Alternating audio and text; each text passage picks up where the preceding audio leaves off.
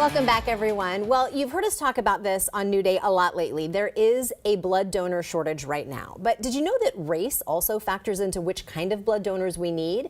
Here to tell us more about the specific need for Black blood donors is Will Willis from the American Red Cross. Welcome to New Day. Thank you for being here. Thank you for having me. This is such an important issue in general, just the need for donors in general. Right. But there is also a real need for Black donors. Can you tell me a little bit about this? Sure. Sickle cell anemia is one of the traits that falls into a lot of the African Americans. So over 100,000, from what the statistics says, people have sickle cell, and about 90% of that is African American. So getting the African American blood really helps out because they need the blood transfusions. It helps them out, and there's a lot of things that they can go out to redcross.org and look it up and see exactly what we're talking about. I don't want to get into too many specifics, but we need African American blood. Okay, and I know that partnerships with the Black community are super critical because you need to get the word out. And about what is Divine Nine? Divine Nine is the organization of historically Black college and university sororities and fraternities. So with those 9, you have different cities, they have the different groups. I'm part of the Seattle chapter, but there's Tacoma, the one that my wife's a part of, so I help them out because I live in that area. So the Tacoma Divine Nine is into the community, so with them being in a community, they can reach the African Americans because that's pretty much who they have in their daily meetings. Right, and so this is just sort of a way to talk to young people, especially college age, explaining what the need is. And we know that with especially sororities and fraternities, they can organize big events and help out in that regard. Most definitely. Most sororities and fraternities, they have a charter, and that's to give back to the community that they're in. So one of the things that we are able to do is that we get the folks highly excited about Red Cross, so they are doing blood drives, and we do, I think we're on set for 4 a month that we're doing out of the Tacoma chapter. That's great. And we're just trying to get the word out that we need that blood. What do you think is at the crux of not having enough Black donors right now? Is it different than other people who are reticent about donating?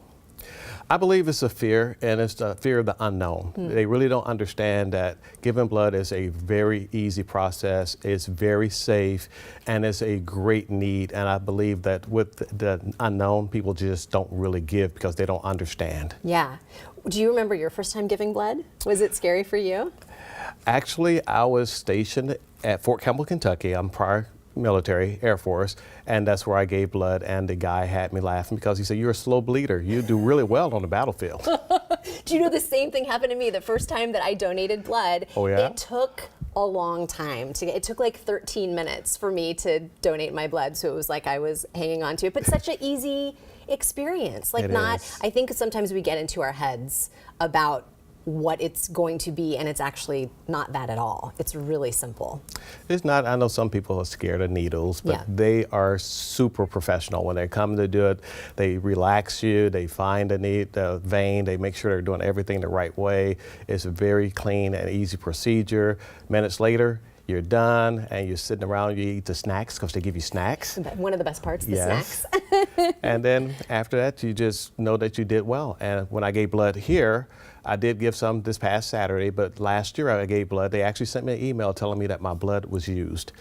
Somewhere in the Portland area, they didn't give me a name. I did not need a name, but I just had a great feeling to understand that my blood was used pretty much immediately. Yeah, and once you know that, how could you not want to do it again, right? Exactly. So what can people do to help? Obviously, people can go donate blood, but what can other people do to help in this endeavor and encourage people to give it a try?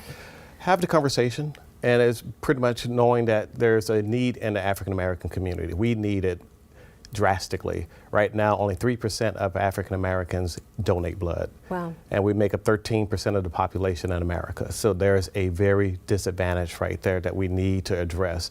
And if you cannot give blood for some reason or other, find somebody that would do. We always encourage people to find a brother, sister, cousin, whomever, and ask them to donate on your behalf. We just need the blood. That's a great idea. Donate on someone else's behalf. Yes. Love that. Thank you so much for being here. This is such important information. And take it from us, even if it takes a little bit longer for you to donate your blood. It's worth it. And it's not a scary thing in the long run. Exactly. Thank you, Will. Thank you. Again, if you would like to learn more about how you can help in donating blood, please visit redcrossblood.org.